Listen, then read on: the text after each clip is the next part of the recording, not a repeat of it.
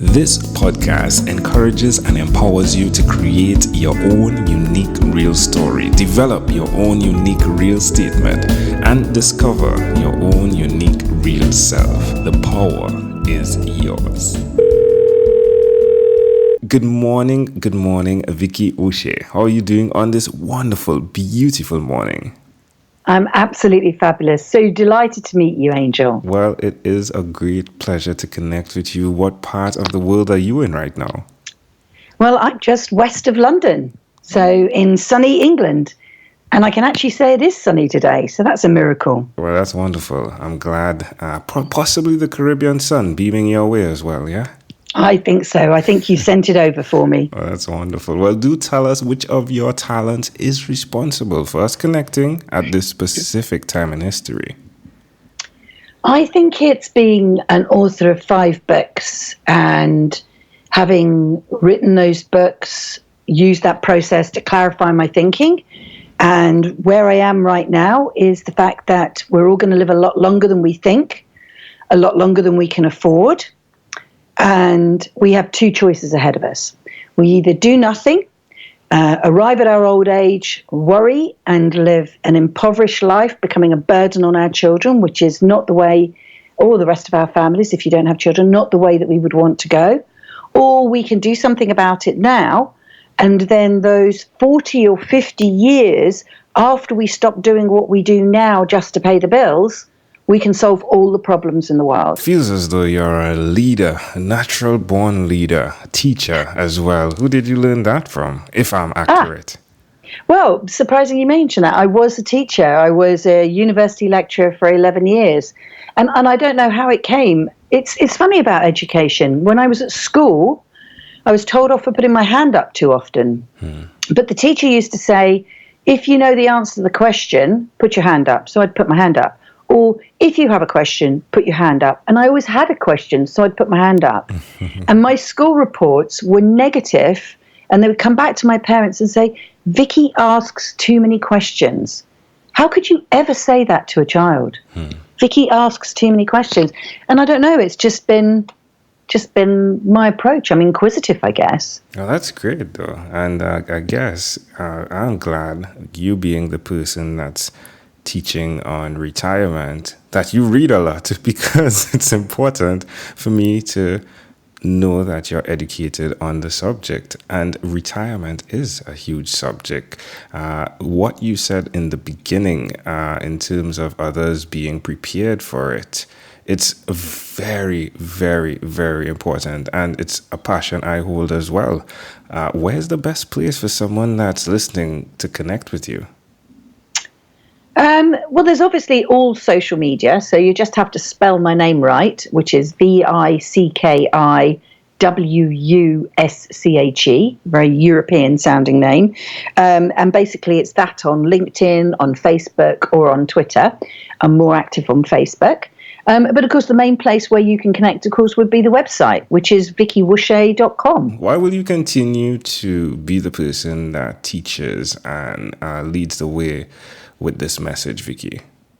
I suppose the other way is, why would I stop? There's no reason to stop.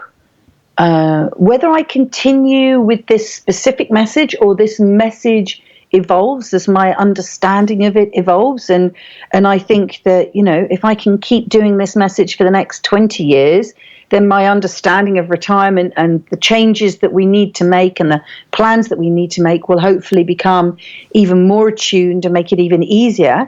But I think it's, if you understood anything in your life, whether it's from making a cup of tea and a scrambled egg to how to solve the problems of the world, why would you not let other people know so their lives could be easier? If you've gone through a door and on the other side life is easier, why would you not leave the door open and occasionally pop back to the door and go, hi guys, I'm through here, it's much easier on this side. And then everybody's worlds can be better. Don't we want that?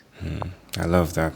Well, do tell us one other thing, Vicki, that you've done consistently over the last 3 years. The consistent thing that I've done over the last 3 years is love my granddaughter. We We were given the gift of a granddaughter just over 2.5 years ago. And all I would say to any parent out there that is struggling with the challenges of children, whether it's the worries of bringing them up or even the challenges of teenage years, hang on in there, because one day they will give you a grandchild. And although you think you love your children, the grandchild is the epitome of ultimate love on the top. That's great. That reminds me of a joke my father usually says. He says, if I knew that grandchildren were so great, I would have had them first. He's a wise man. Yes, definitely. He definitely is. He definitely is. Well, do tell someone that's out there why you think that they should definitely place focus, coming back to the topic of retirement, on retirement, please. Well, I think the thing is that we are all fed into this story that what our lives is about: going out, getting educated as a child. And then when you've got educated as a child, that will get you a good job.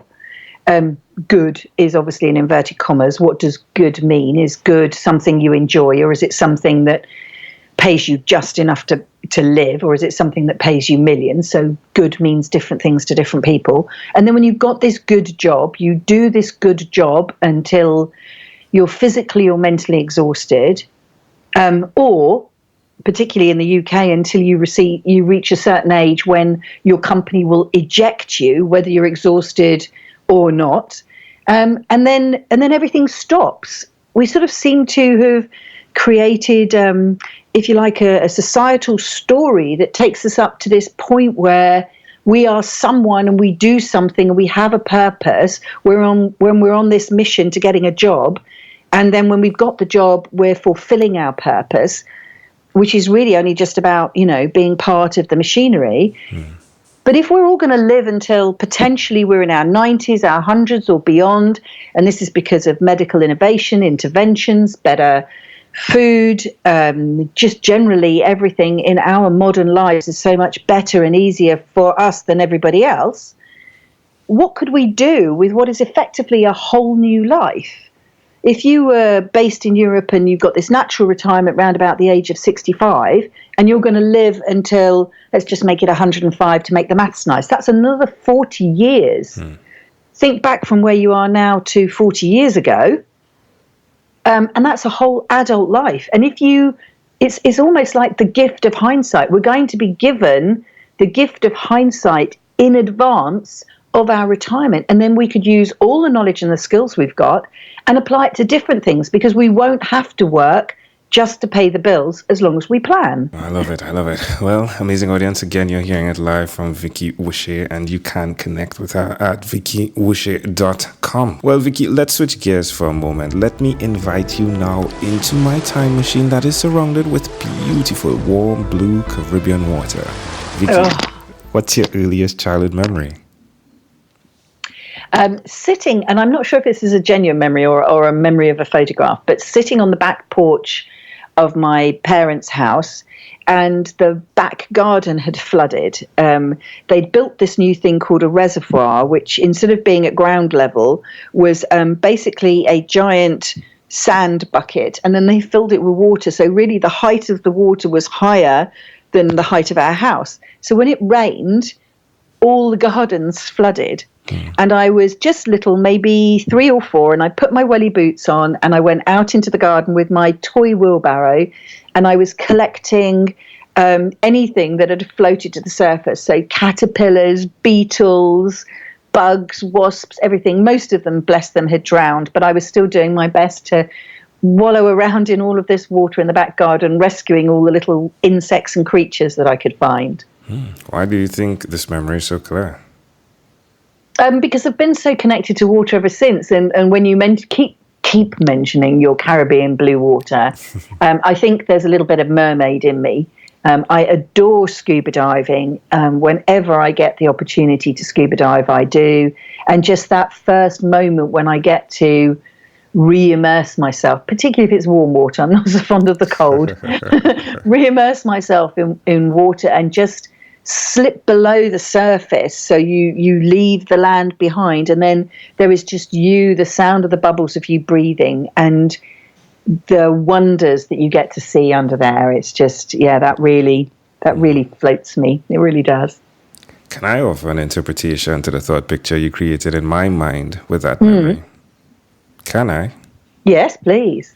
I love the concept of preparing for retirement and having like the two forms of income, if we were metaphorically speaking, where there's an overflow because of the work that was done, which is the preparation to build the sand bucket.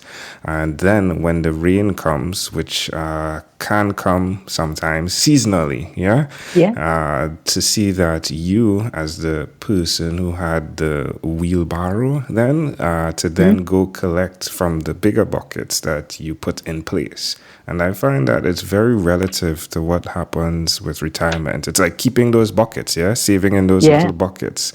And then you can create the lifestyle you want. But I also love the concept that you're saving others. You're saving others that may not have been prepared to collect more and that have, unfortunately died because of what they didn't have in place. So I'm glad to see that you're helping them in that memory, as well as now you're helping people as well. I love that.